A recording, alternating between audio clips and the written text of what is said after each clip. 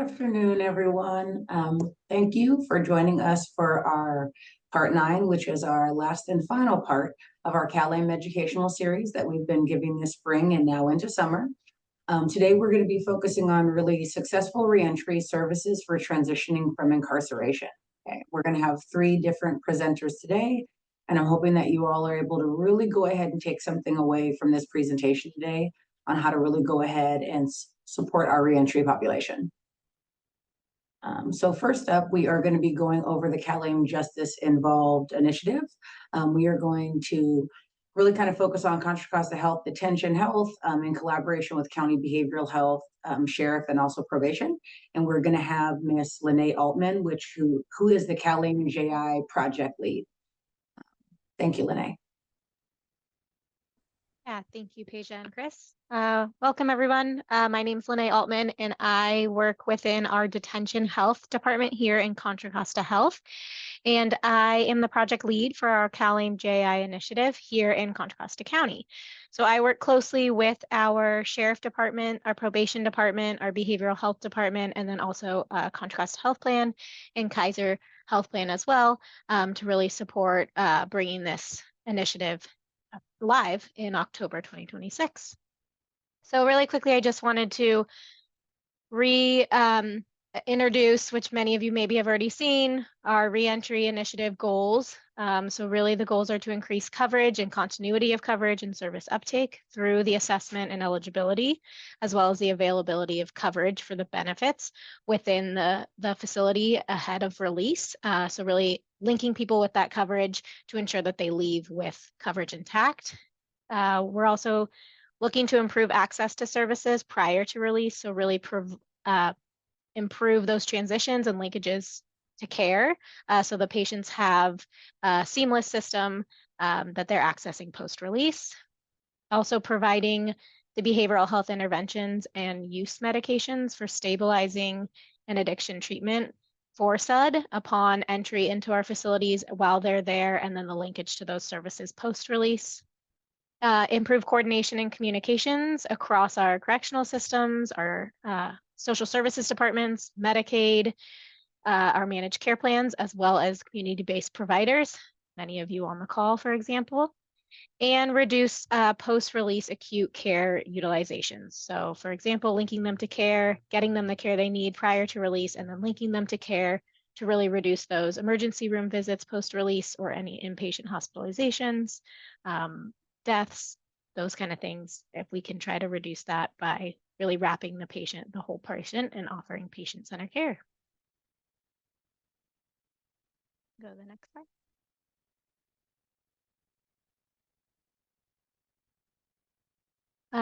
The CalAIM Reentry Initiative is comprised of many components, not just the pre-release services.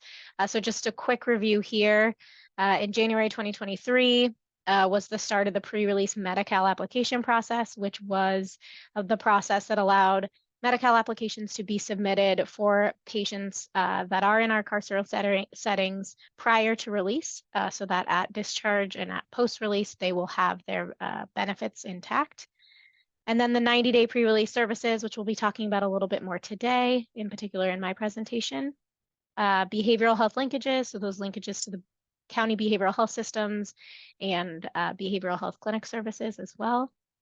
ECM, so the enhanced care management linkages, community supports, and then also our justice reentry and transition providers. So the first 3 you can see here, the pre-release Medi-Cal application process, those 90-day pre-release services, which we'll talk about a little bit more, and behavioral health linkages. Those are all services that would be offered pre-release and would be covered through a fee-for-service model with Medi-Cal and CMS. The post-release services would be that enhanced care management, community supports, and then the justice reentry and transition providers. It would be operated under managed care.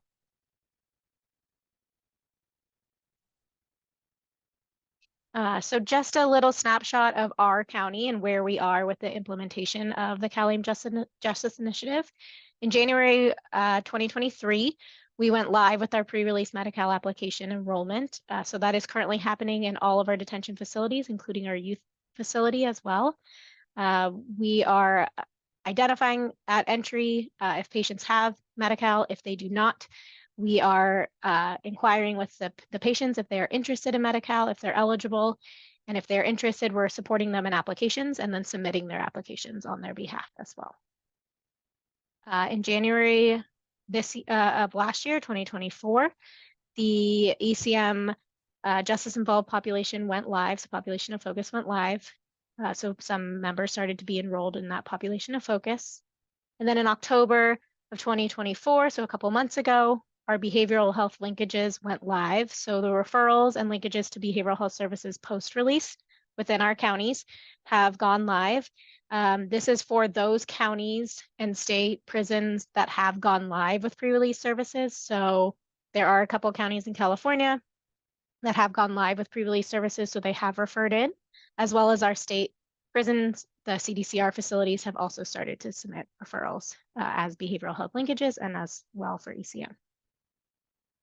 And then our set go live date for our CalAIM Justice Involved pre-release services, 90 days pre-release, will be going live in October 2026. And this will be across all of our detention facilities here in Contra Costa County. We have our Martinez, West County, Marsh Creek, and our juvenile hall. And then we have one site coming on board, which is called our Worth facility, which is also in West County.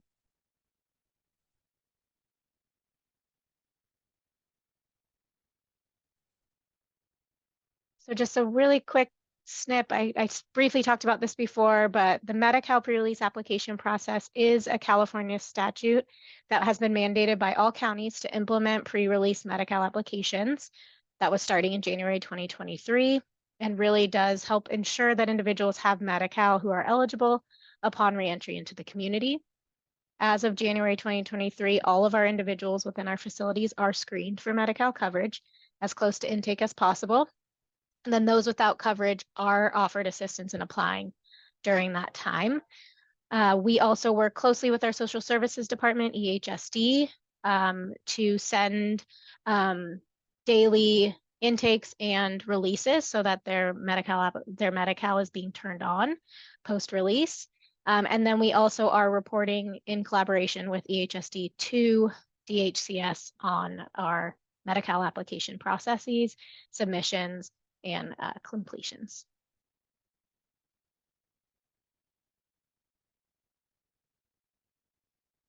So a little bit more on the pre-release services specifically. So these are pre-release services 90 days prior to release.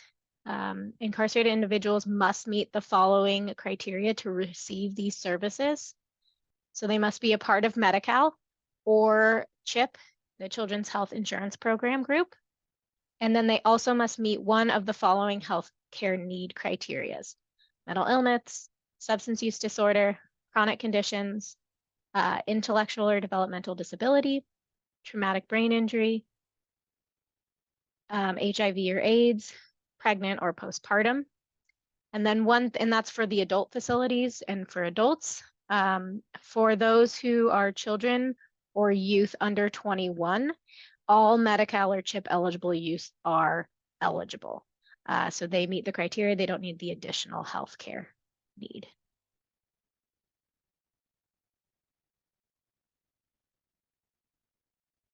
So of the covered pre-release services, if they meet those eligibility criteria in the previous slide, the services include reentry care management, which happens as close to intake as possible, CHW services, physical and behavioral health consultation, laboratory and radiology services, medications and medication administration, medication-assisted treatment, and then medications and DME at discharge. So that last one is making sure that they have those items, whether it's a full supply of medications, which is typically a 30-day supply, as well as durable medical equipment at release.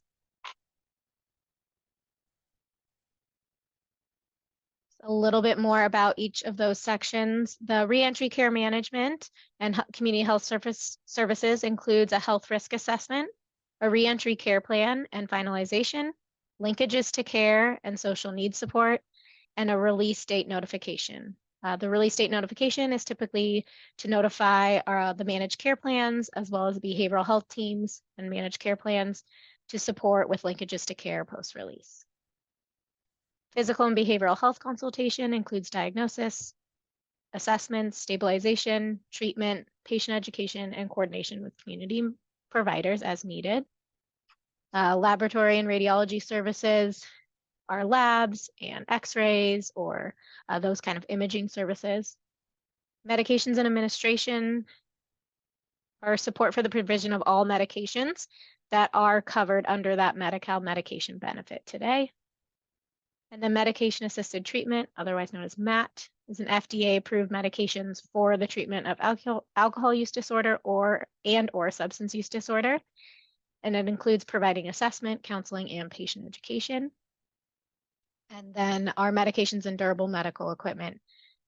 We identify the patients that need them, and then the provision in hand of these prescriptions or these items at release.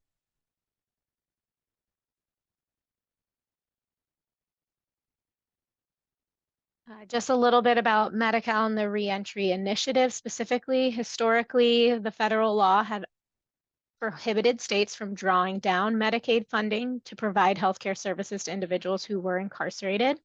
So through the CalAIM 1115 demonstration waiver, California received federal approval to provide the targeted set of Medi-Cal services we stated in the last two slides to youth and adults within state prisons, county facilities, and jails, and as well as youth correctional facilities for up to 90 days pre-release to their expected release date.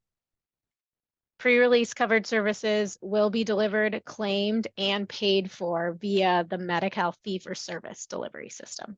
So this is new. We are one of the first states that are going live with this, and it's been very exciting.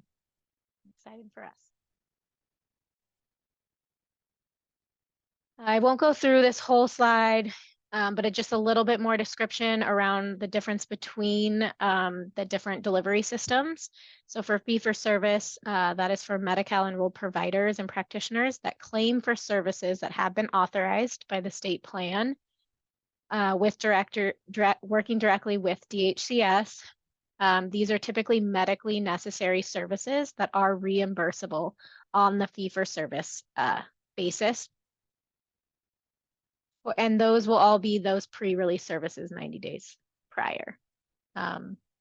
For the post-release services, those are either reimbursed through managed care plans, as you can read here, as well as our county behavioral health departments, which are specifically for those who are meet the specialty mental health services and drug Medi-Cal organized delivery system.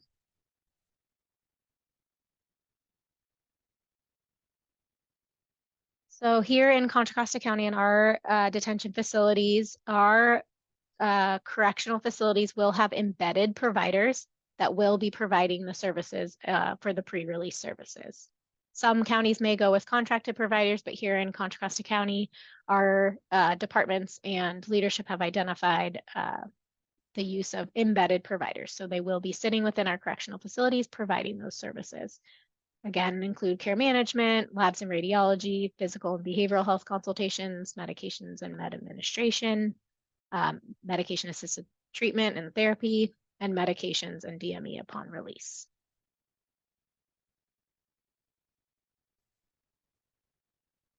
So just a quick little snapshot again of our timeline. We have completed for our pre-release services in particular, we have completed a lot of our discovery to identify where we may have gaps in services, what we need to build further to support and meet the CalAIM initiative requirements.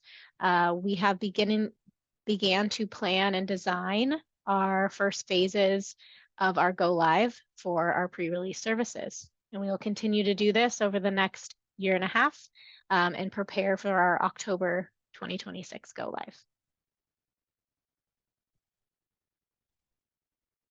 And then I just wanted to share a little bit of information about the DHCS Learning Collaborative. They did have a lot of great sessions that were completed in 2024. They are on their page. I listed it here.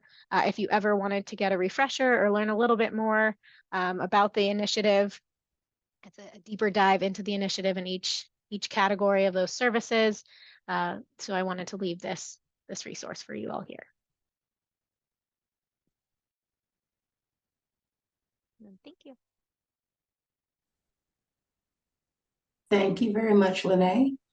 So next up, we are going to have reentry services and the Justice Initiative from an ECM provider for the post-release after we're reintegrating back into the community. And we are going to have Kirsten, goes by Nina Patterson, one of our lead care managers from California Support Services. Thank you. Thank you, Peja. Happy Monday, everyone, and good afternoon. So yes, I am Kirsten Nina with California Support Services, and I will first discuss the pre-release planning process. And so about 60 days prior to the client being released, members will get assigned to us, California Support Services. CDCR gives an introduction via email. And once we receive that, we schedule our warm handoff. And the warm handoff is a meeting between the CDCR, us, and the client.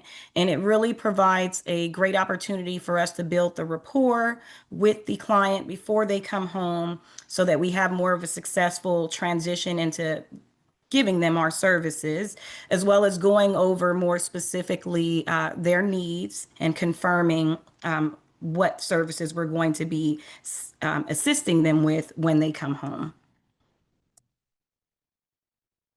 And so during the warm handoff, review and confirm the care plan. So there is a health risk assessment that we receive prior to the warm handoff, and that'll have various information from SUD needs, confirming the level of care, for example, outpatient versus residential mental health services.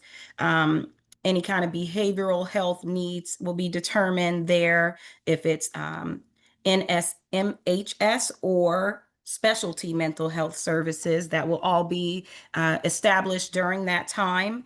And then we also go over their housing status to confirm where they will go when they're released, if they're going to be a transient, if they're in need of housing placement services. And if they do not have a place, we confirm the exact place they are going to be released, and we try to meet them the actual day that they're released from prison to avoid any kind of gaps or that we can't find them, because sometimes they don't have a phone line established yet. And then we also set up their post primary care appointments. And so we set up the Contra Costa Health appointment during the warm handoff or prior to it, and we provide that information to the client before they come home.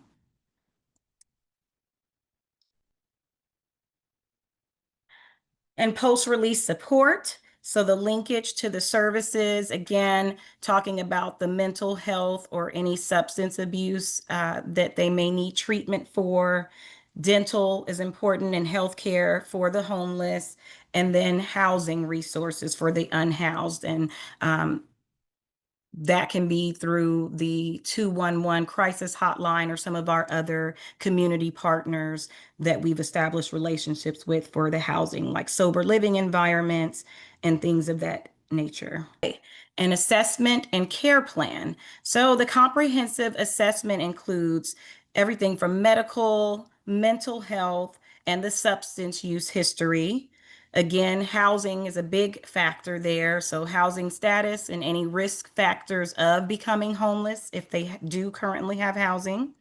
Legal and social and family dynamics. So finding out who's involved with the person. Is there an emergency point of contact that we can collaborate with that would make it more successful? Any legal counsel they need. And then employment, education, and life skills. So some of our clients may already have work history and skills under their belt. So trying to get them back reconnected with that type of employment. If they need further education or job training to get into a position that they're hoping to gain, and then life skills. The cultural, spiritual, and personal goals is again part of that enhanced care plan, being very specific to what's important for that person's cultural needs, spiritual needs, and what their personal goals are.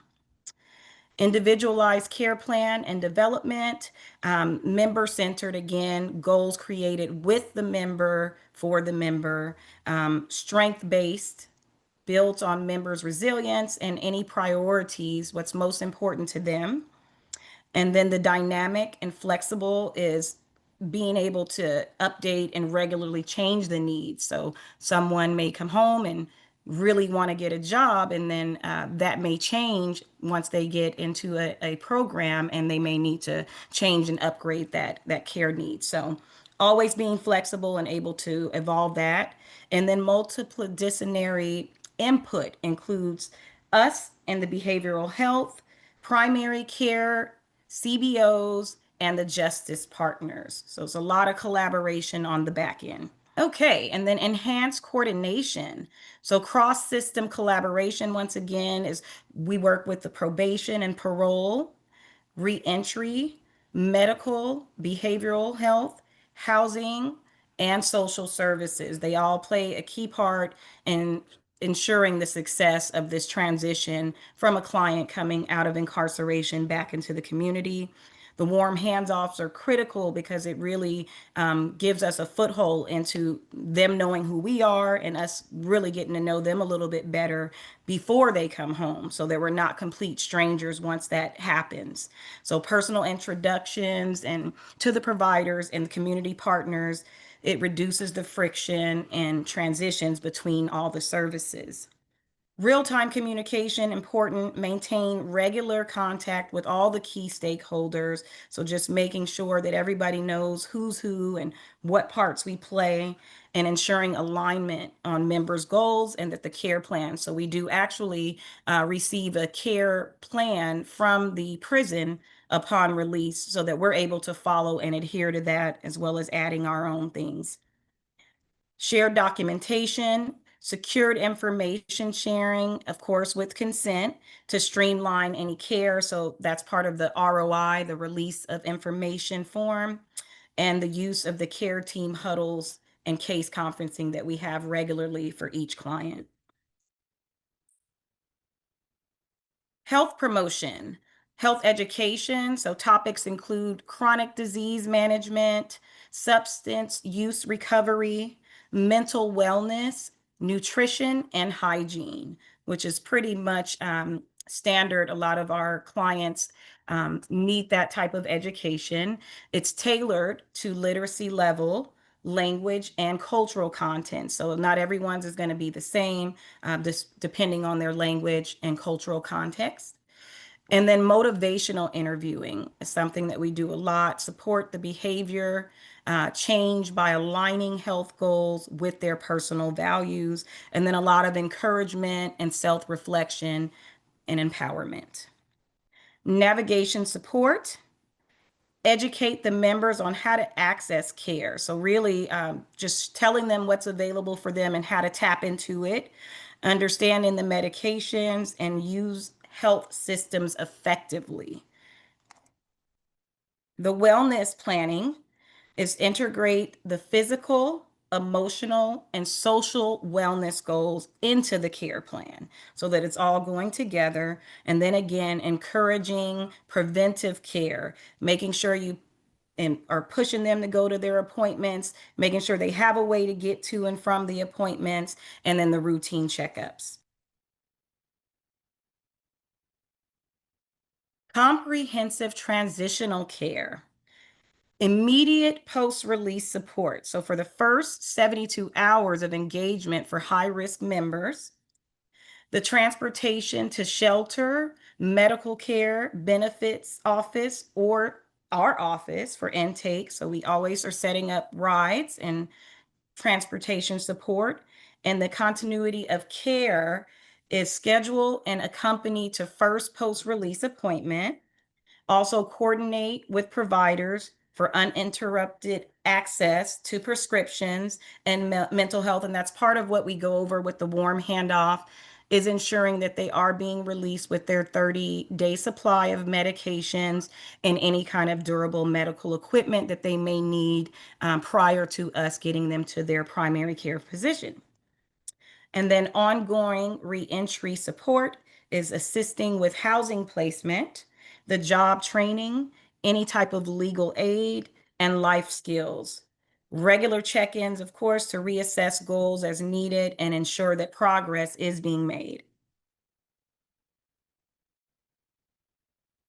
And then we have the member and family supports. So family engagement is huge for any clients who do have loved ones who can participate. It really helps with the successful transition, facilitating communication and healing between members and loved ones, getting them reunified back with family, estranged spouses, or anything of that nature. Involve families in the care planning when appropriate and desired. The client wants them involved, then we will pull them in. And resource navigation. So the links to the family, to the housing, food assistance, if there's childcare needs, and again, the legal services is a big one, and then education. We assist with helping them get set up for Medi-Cal, CalFresh, as well as Social Security if they're eligible, and any emotional and social support. So providing referrals for the family therapist, peer support is huge, and then community support groups. And then we also address family stressors and relate it to the reentry trauma. There may be someone closely related that may not be the best fit to be a part of the care plan. So being able to identify that and move from there. Skill building, offer life skills, education, everything in terms of budgeting, any kind of parenting, and conflict resolution. And then we promote healthy family dynamics and shared accountability.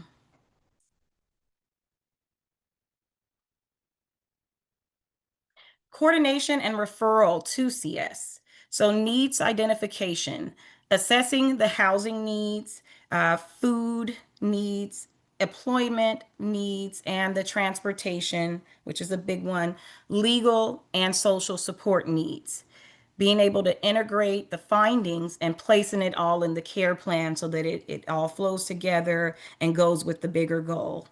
The referral process, we use CalAIM community supports, referrals, and the pathways, and we collaborate with MCPs and CBOs to ensure timely and appropriate referrals happen. And then we follow up in a lot of advocacy. Sometimes we have clients who don't know how to advocate for themselves or speak to their primary health physicians to get what they need. And so that's our job to really help advocate, track referral outcomes and member satisfaction, provide warm handoffs, appointment support, and documentation assistance. And then partnership development, build strong relationships with the CS providers and align services and expectations to reduce any kind of gaps is really critical. Housing. So housing navigation, again, identifying the housing options, just making sure that we have the right type of housing solution for them, whether that be, like I was saying earlier, a sober living environment or some type of transitional housing program in the interim until we can get them with the job placement and the things that we know they're going to need to sustain a more permanent housing situation. The help with applications and documents, communicating with landlords, negotiating rental terms and even rental amounts to make it more affordable for our clients. And then housing deposits, cover security deposits and fees, and remove financial barriers, be it if they have any kind of outstanding fees they owe to prior places that they've lived, or if there's something that may be on their credit that we need to help them with, that there may be a barrier to getting them financially housed. So, and then housing tenancy support, again, maintaining the housing through case management, resolve any landlord issues, talking about good tenants and all of those important things of being a good neighbor, promoting long-term stability with the housing. Healthcare transportation. So again, we do help with arranging the rides to appointments to and from, as well as pharmacies and any other social services. We coordinate transportation through MCP. And then we schedule rides in advance and we confirm with the members. Typically, once the ride is scheduled, the member or us will get a confirmation notice letting us know when the ride is coming, what the driver looks like, the vehicle, all of that important information, and then providing reminders to the client. Job placement. A big one. A lot of them are going to need to get back to work, get some income coming in. And so career assessment and goal setting, being able to identify the skills, what current skills they may already have, what are they interested in, and how ready are they? Job readiness. What do they need to acquire to get that position? Aligning the job search with member goals. And resume support is huge. And even prepping them, doing role player interview prep, helping create and update resumes is a big one. And then providing, again, the mock interviews to get them comfortable with that one-on-one interaction and coaching them through, the right answers and the way to make them show up the most successful for that appointment. Employer connections, partnering with local businesses and workforce agencies that are open to hiring this population is huge, making sure that there is employment for them, and then facilitate job fairs and direct referrals. Legal referrals. We help obtain IDs, social security cards. I've even had birth certificate needs and other social or legal documents. And then we partner and refer the member to legal aid organizations to further assist. Mental health screening. Screening and assessment, we are able to identify mental health conditions and trauma history, and then we integrate what we find again into the overall care plan.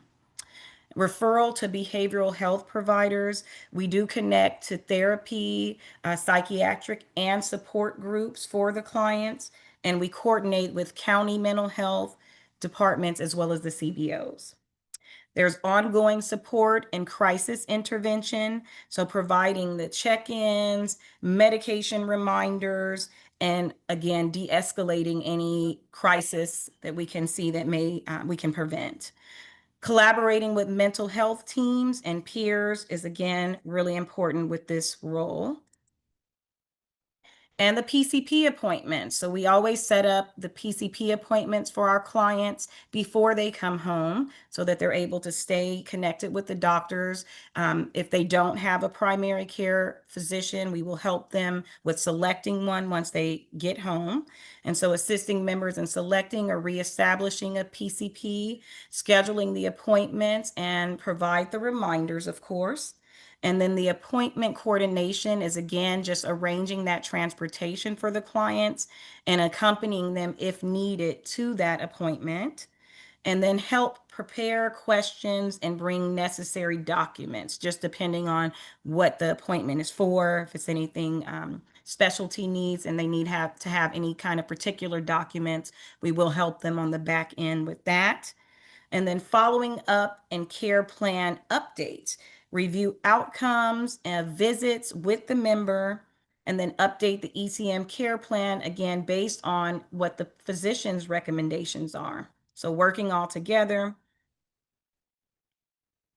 And that concludes my slides. Thank you. Up next, we are going to have Ms. Tiffany Anaya, the site manager for the Reentry Success Center and Rubicon programs. Thank you for the introduction, Peja. Good afternoon, everyone. So a little bit about the center. We are the hub of all reentry service, this hub of all reentry services for all of West Contra Costa County. We're located in downtown Richmond, about 3 blocks from BART off of Harbor Way and McDonald Avenue. Our hours of operation are Monday through Friday, 8:30 a.m. to 8:30 p.m. And we're also open on Saturdays from 8:30 to 5. A little bit about who we are. Our Director of Reentry Services, Pat Mims. Of course, myself, Tiffany. I oversee our site and day-to-day operations. Our office manager, Eliana Villafuerte. We are currently interviewing for our lead reentry coach, which is internal posting. So hopefully one of our coaches will be promoting to lead. We also have Alyssa, Brianna, and Vaughn providing service coordination to our members, serving as our reentry coaches. So we are currently serving justice impacted individuals and their family members, either anyone under community supervision in Contra Costa County or anyone who's been previously or currently impacted by the criminal justice system and a resident of Contra Costa County. We have 8 domains of services: employment assistance, health and wellness, housing assistance, family services, financial planning and assistance, education and training, legal services, and public benefits. And our 9th domain, I would say, would be community building. So a little bit about housing assistance, kind of as earlier mentioned, as Kristen shared, it really depends on the individual. So our coaches will really provide an assessment and see what an individual is open to, what they qualify for as far as assistance, and what's available to us in our network. Most common would be like shelter placement, warming beds, rental assistance, like the first month's deposit and the first month's rent, or even eviction prevention, or shared living. So those are the current housing assistance. Our coaches also do provide like individualized job search or housing search. So we're able to connect individual to like low income housing list. That way, when open vacancies come out, they're able to apply. In addition to like sharing when the lotteries for Section 8 come up, we also support our members applying that way. Public benefits, a part of the immediate stabilization, our coaches like to ensure our members have Medi-Cal, food stamps if eligible, and sometimes general assistance. And we also like to ensure that our members have seen a primary care physician within the last 6 months as a part of our health domain. Also, just supporting all of our members with their documents. We do provide free the vouchers for IDs. We also support with applications for replacement social security cards, and we also support our members with purchasing birth certificates. Some of our members are being released to California and may have never of California. So those members we do need to support with a notary so that we're able to purchase their birth certificate from their home state and support them with obtaining a state ID. Again, health and wellness. In addition to just seeing a doctor in 6 months or ensuring that our members have Medi-Cal or medical coverage, we also are big on treatment and recovery support. So we're able to connect our members to detox, inpatient, outpatient, medicated assistant treatment. We actually have a substance use disorder counselor here on site 2 times a week, in partnership with Contra Costa County Alcohol and Other Drugs. We have a counselor here who can support our members navigating the access line, having a conversation, whether it actually is a barrier or not, and also holding weekly support groups here on site. With all of our domains, medical, health and wellness, benefits, we do provide transportation for any goal-oriented appointments or business that our members need by Clipper or gas card and bus pass. Education and training for those of our members who would like to further their education or acquire some more training. We do have some partnerships that will support with GED, community college, university, or even trades. So all of these services and supportive services are available to our members who are interested as well. Financial planning and assistance. Again, we like to ensure that our members have some type of income coming in, whether they are employment focused or whether, it's applying for some benefits or even reinstating Social Security after incarceration.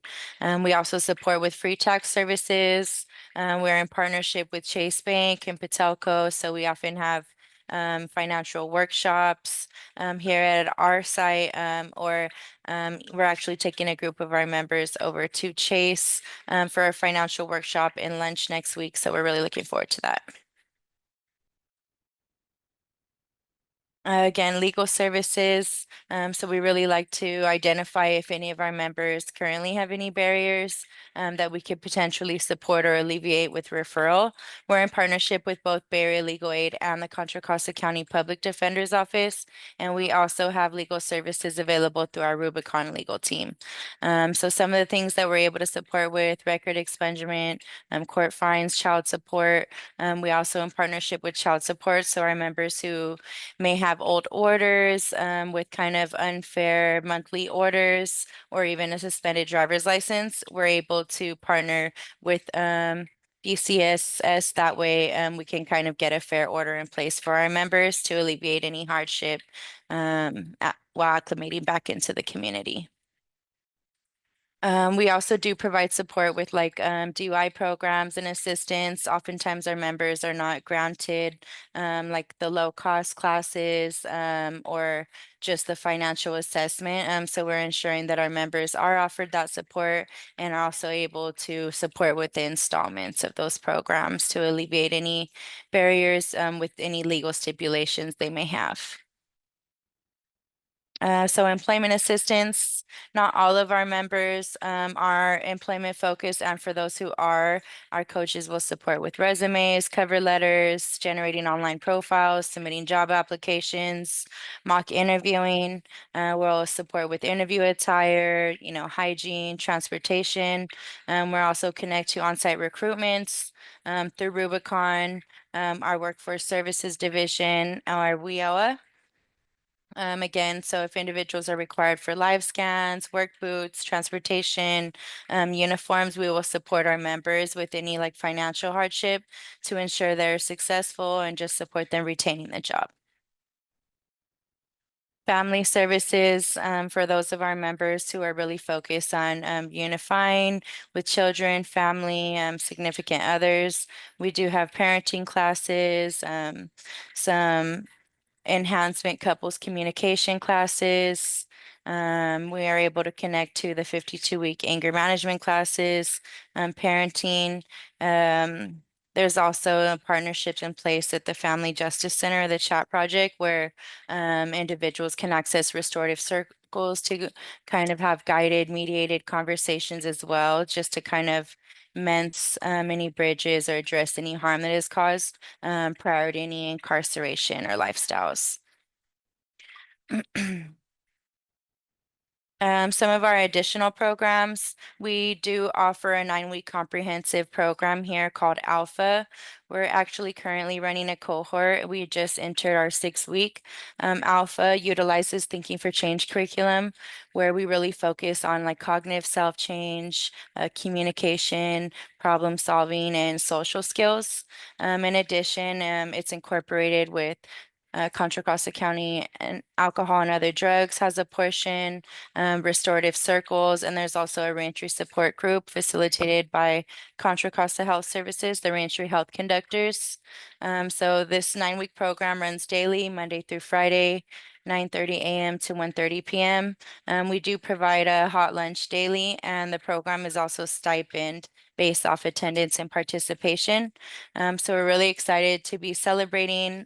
We have 8 scheduled to complete on Friday, July 11th. So we will be having a ceremony here at our office from 1 to 3. In addition to Alpha, we also have a Staying Connected program. Staying Connected is our in-custody written correspondence program where we're able to provide outreach and really just introduce our programs and services to individuals prior to release. So we'll oftentimes receive written correspondences from the county detention facilities, all of the state prisons throughout the California, and we've even received some state letters from out of state in the Midwest and down south from individuals preparing or planning to parole to California as well. We also provide parole board support letters within 90 days of a parole board hearing. So this is another support that we provide prior to individuals being released. Our staff is also cleared to go into the county detention facility. So we oftentimes receive referrals from probation, the public defender's office, or Office of Ed Game Plan for Success, where our coaches can go in, introduce themselves, and align a reentry plan, where we can also provide transportation upon release from individuals being released from the local detention facilities or state prisons, where we're able to bring individuals to the center, provide a hot meal, a care package, and just really welcome our community members back into the community prior to getting them to shelter, or they have somewhere to stay or even treatment. Out for Good has actually sunsetted, so please excuse me for this slide. However, again, immediate stabilization and transportation is available for all of our members who qualify for our services. Our evening programs. This is kind of the community building or our ninth domain that I had referenced earlier. Again, we are open after 5 p.m. Monday through Friday. So this is where we often have support groups, or we're also receiving individuals being released from custody after 5 p.m. So tonight we are actually having our women's group from 5:30 to 7:30. Women's group is a support group where we check in. We kind of share, what's been blossoming from the past week, from the last time we've come together, and what's been a thorn in our side. We have various topics and like sub events within women's group, or sometimes if one of our community members or ladies are attending and have something a little bit more urgent, we'll kind of scrap the agenda and just kind of lift up that individual for the evening. So women's group is really a space for someone who's just acclimating or, has been acclimated back into the community and would just like to give back or share to like-minded individuals. Tuesdays, we have reserved for our monthly community activity night. Typically, we'll have like a paint night, game night, trivia night, bingo, spoken word. We've had Richmond's Got Talent. We've had so many various community events where we really just have a lot of fun, not connected to any programs or services. We just spend time with our members. We have raffles, we have dinner, and a lot of our members are able to have fun in a safe, sober environment. Wednesdays, we have restorative circles. We're really big on restorative practices and principles here at the center. So this is a community building healing circle, again, from 5:30 to 7:30, and dinners provided. On Thursdays, we have restorative arts, which is much like circle. However, after having a conversation in a guided circle, our members are able to express themselves via art while we break bread and have dinner. And then Fridays from 5:30 to 7:30, we have our men's support group, very similar to the women's group, just gender specific. And our men's group is able to check in, share resources, and just kind of really share experiences from our transitional age youth way up to what we call our OG. So that's a very unique group. Our men's group has actually adopted the community green space across the street from our office. This past Saturday, we had about 8 gentlemen come out and volunteer their time where, they remove debris, leaves, trash, mow the grass, weed whack, and really just beautify the space and give back to our community where some of our members have once harmed or taken away from. So a very unique program and something that we're very proud of here at the center. Here's some photos from our community green space and our members at the cleanup. This is every third Saturday of the month from 10 to 2. These are some of our on-site partners. Bay Area Legal Aid is actually here today, holding office hours for drop-ins or scheduled appointments. All of our partners under our hub oftentimes do come out to the center to meet with our members. That way our members are not asked to go all across town and across county to access much-needed services. And this is what really supports our collective impact model. How to get connected. We do accept referrals from partners, probation, parole. We also accept self-referrals. Word of mouth is always bringing in new members to connect to services. However, if you have someone that you would like to connect to our services, if you can just send their name, contact information, and kind of a purpose for the referral, that way we can have an idea. Please feel free to send those individuals to info@reentrysuccess.org. For all referrals, what you can expect from us is we will make contact within 24 to 48 business hours, and we will follow up with the referring agency just to let you know whether we are successful or unsuccessful in engaging that individual in our services. We do accept walk-in intakes through our normal hours of operation, and we can be reached at 510-679-2122.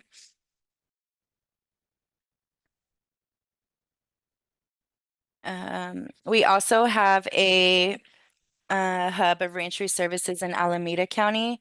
Alameda County Probation visited our center about 3 years ago. So this center has been open for 2 years. If you have individuals who are returning to Alameda County, we do have a regional approach where we can connect them. Both of our members of Alameda and Contra Costa County both frequent, since a lot of our members are, back and forth through BART. They can drop in and receive a meal, receive support, or pop into group at either location. You can connect with us on Facebook, Instagram, and we also have our own website, reentrysuccess.org, just to be informed of our upcoming events and shared resources. Thank you. Thank you, Tiffany. So that essentially wraps up everything for today's session. Again, this was part 9 of our 9-part series. Currently, right now, we're having the slide decks reviewed and then also the videos by DEI within the county. And once those are approved, we will go ahead and post them online so that yourselves, your team members that could not go ahead and join today can go ahead and come back and review all the valuable information that you heard today from our presenters and the other 8-part series for this. Again, thank you very much, and everybody have a great rest of your day.